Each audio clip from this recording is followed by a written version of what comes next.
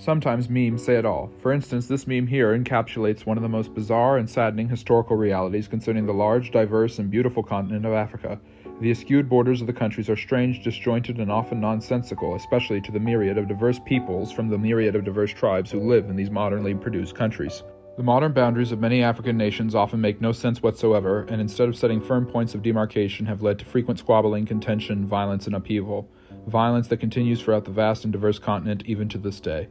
What is the reason for this inane jumbling of boundary lines that divide people groups or mesh together ones with antagonistic practices and backgrounds? How did Africa, with its many various ethnic and linguistic groups, end up with such clunky nation-state compositions? Why have so many of the conflicts between different African peoples occurred just because of these disjointed, malign borders? For it was not always so. Africa was a rich, prosperous, and diverse land with many different kingdoms, societies, and civilization. The Africans knew their boundary lines, and the different tribes organized into different kingdoms and societies for thousands of years. The answer comes from outside of Africa, from the Europeans who colonized it beginning in the 1800s, centuries after they themselves had extracted millions of slaves sold to them by wealthy and powerful African kingdoms that only short-sightedly undermined their own population, means of resource allocation, and military manpower in the process by selling away millions of their own people to new and frightening lands. This managed to make the Europeans and their colonies very wealthy, and despite the fact that the African rulers did get back much in return and became quite wealthy themselves, their populations were decimated, and they were unable to compete with the Europeans when colonization came knocking. This was a great tragedy, but it had not always been so. Africa's rich kingdoms spanned throughout the continent in every different direction and every different age. Beyond the glory and luxuriance of ancient Egypt, the Maghreb, northern Africa, had been an integral and powerful part of various Muslim empires from the 8th century all the way till the 19th. For these different Islamic empires, trade and cultural diffusion were crucial, including the exchange of slavery and religion with the Africans, and thus slavery and Islam was exchanged between the Middle Eastern caliphates and the African kingdoms both north and later south of the Great Sahara. In the west, rich trading kingdoms with much gold, including Ghana, Songhai, and Mali, with its famous ruler Mansa Musa, the richest man who ever lived, and later nearby the Ashanti, who traded ferociously with the Europeans, all dominated. In the east, Kush and Axiom, during the glory days of the Roman Empire, had developed strong societies with great buildings, including many more pyramids than their Egyptian neighbors to the north. Whilst in the southwest of the impressive continent, a millennium later, the Kingdom of Congo had developed deep trading and cultural ties with Portugal, even embracing Christianity and beginning the slave trade. These societies and people, which are just a few quick examples out of many, have been powerful and strong, with pronounced borders and customs, with royal families and tribal and religious beliefs, and different languages and militaries, all of which had existed for thousands of years. Despite these deep and often ancient ties to these areas, their lands would first be depleted by the slave trade and then colonized by their partners in that trade, who would reorganize the continent with new, unrecognizable borders.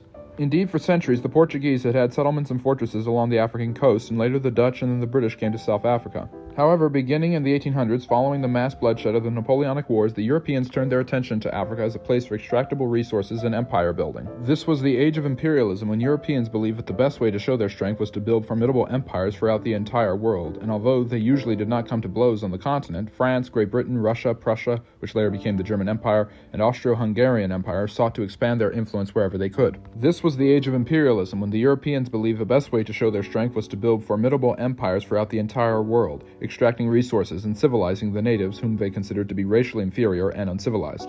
Although they did not usually come to blows on the continent, France, Great Britain, Russia, Prussia, which later became the German Empire, Italy, and the Austro-Hungarian Empire sought to expand their influence wherever they could. This led many of them to compete for territory in Africa. The scramble for Africa, as it was called, included two obstacles for every European power. First, their fellow European imperialists who had their own designs. For example, Britain sought to control Egypt to run the Suez Canal so that they could trade resources with India much more quickly, and after they took South Africa from the Zulu natives and the Dutch, they wished to build a railroad to connect Cairo to the Cape of Good Hope. And the French wished to control western and northern Africa for easy access via the Mediterranean. The second challenge was the native peoples themselves and their rulers, who were not easy to subdue and often met the European threat with aggressive resistance. However bold their resistance was, the Europeans usually had the upper hand. Their technological advantages, as it did elsewhere, allowed them to usually defeat the native Africans with fewer fighting forces. However, it took many years for them to be fully defeated and subdued. By 1913, on the eve of World War I, Africa was firmly divided among the great European powers, especially Britain, France, and Germany. Despite greatly desiring the land and wanting as many subjugated colonies and peoples and their resources as possible, the Europeans had come to a peaceful agreement among themselves of how to divide Africa in 1885, which had kept them from going to war with each other. For now. This was due to the savvy planning of the man who had almost single-handedly created Germany, turning Prussia into a unified German empire. Chancellor Otto von Bismarck. By 1871, the Prussians, under Bismarck's nationalism, had become a formidable industrialized powerhouse which threatened the nearby empires and rebranded themselves the German Empire. Bismarck hated the idea of a war between all European powers, so he summoned them together in 1885 in Berlin, even extending the invitation to the President of the United States. And during this Congress, the Europeans, with no input from the Africans whatsoever, who were not even invited, carved up Africa, Britain taking most of the east and France most of the west, with Germany, Portugal, Italy, and Spain getting several other areas. Russia and Austria-Hungary, landlocked in Europe, were given nothing, and the Belgian ruler Leopold II was given the Belgian Congo, which would later be stripped away from him after his human rights abuses and cruel treatment of the native people, even the children of the Congo, came to light. The children were often mutilated if they refused to comply with the strenuous demands of the Belgian rubber industry. This was an extreme case, to be sure, but the Europeans' extractive colonies often abused and segregated the African peoples, many of whom became subjects all throughout the Western world of human zoos, where they were displayed for public spectacles due to their exoticism and physiological differences. Despite continued revolt against European rule, subjugation, and cruelties, by 1913, the map looked like this, with only Ethiopia, due to its Christian heritage and skillful leadership, and Liberia, inhabited by the descendants of freed American slaves, remaining independent. The land of the Africans had been carved up by the Europeans without their input or their consent, and estranged and undesired borders had been created. Then, with the assassination of the Austro-Hungarian heir in 1914, Europe exploded. Throughout World War I and then again in World War II, Africa became a battlefield. In the former, the African people in both the German colonies on one side and the British and French on the other clashed throughout the bloody conflict. For 4 years, war raged in Africa, and the Africans died for the sake of their European colonizers. With Germany's defeat at the Treaty of Versailles in 1919, Germany was stripped of its African colonies, which were promptly split by Great Britain and France, once again without the input of the native Africans who desperately sought their freedom. During the 1930s, fascist Italy sought to take over Ethiopia, which it did at a horrific cost to the Ethiopians. The Ethiopians, motivated by their ruler, Haile Selassie, resisted and eventually won their independence when Mussolini's regime collapsed. Throughout the war, the Italians and Nazi Germany sought to capture French and British colonies in North Africa, but were driven back by the Allies as the African peoples once again fought bravely for their imperialist overlords. After the war, in the wake of such cruel atrocities, the African people, as they had been for decades, clamored for their independence. The Europeans, especially France and Britain, hesitated, but in the midst of the Cold War, fearing native revolutions would bring in communist governments, the U.S. pressured Britain, France, and the other European powers to release their colonies and promote democracy. They did so, but the boundary lines set by the Berlin Conference remained, and the Europeans still expected commercial priorities and cultural influences the newly freed Africans now thoroughly detested.